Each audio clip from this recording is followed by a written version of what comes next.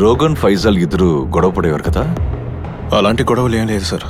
మరి మా privacy disturb అవుతుందని పక్క ఫ్లాట్ వాళ్ళ మీద కంప్లైంట్ నేనే ఇచ్చాను సార్.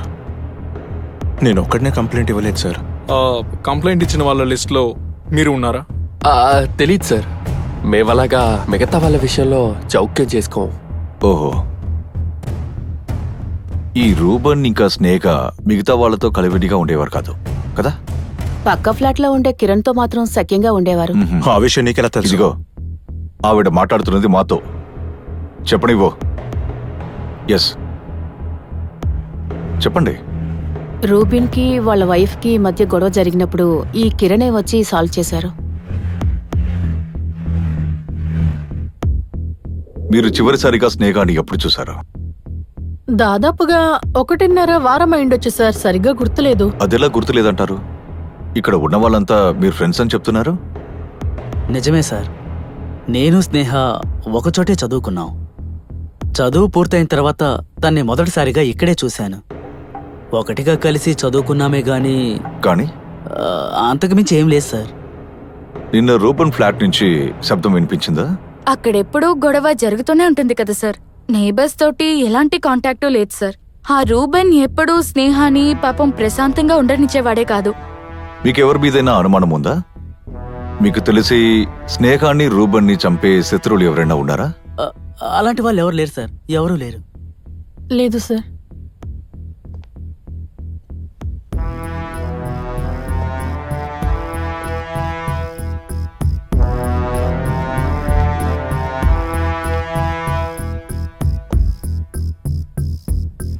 మీ ముగ్గురు ఇక్కడ ఏం చేస్తుంటారు? సినిమా వాళ్ళు సార్. సినిమా? ఏ ముఖం రా నీది? నా మొహానికి తక్కువేంటి? ముఖానికేం తక్కువ లేదనుకో. ఇదేంట్రా, గంజాయా? బీడీ సార్. తాగితే కేసు పెట్టరు. తాగితే కేసు లేదు కదా? అయితే నీకు చట్టం బాగా తెలుసు. కొంతవరకు. నీ ఇల్లెక్కరా? పక్కూరే సార్. పక్క ఊరేంట్రా? ఈ ఫ్లాట్ ఎవరిది? నా ఫ్రెండ్ ఫ్లాట్ సార్. నిన్న రాత్రి ఇక్కడ ఏం జరిగిందో వివరంగా చెప్పి తీరాల్సిందే. శశిని చూసి భావోద్వేగానికి గురైన శకుంతల, మీరిక్కడ లేని జీవితం చాలా విషాదంగా గడిచిపోయింది. ఒక్కొక్క క్షణము నిన్నే తలుచుకుంటూ విరహంతో ఉన్నాను. ఏం చేయాలో తెలియక శశిని తను పెళ్లి చేసుకుంది. The end. ఎలా ఉందిరా క్లైమాక్స్? అదేంది కదా? దీనికి నేను నా అభిప్రాయం చెప్పానంటే అనీస్ నువ్వు ఏడుస్తావురా. ఇందులో ఏం తక్కువైంది? సూపర్ గా ఉందిగా. అవునవును. ఎరా తెలివి తక్కువ దద్దమ్మా. అసలు నువ్వు రాసింది కదేనా? కన్న తండ్రిని చంపి జైలుకెళ్ళినా ప్రియుడు శశి కోసం శకుంతల ఎదురు చూస్తుందా? ఎరా రే, ఇలా కథ రాస్తున్నావే, నీకు అసలు తెలివే లేదా?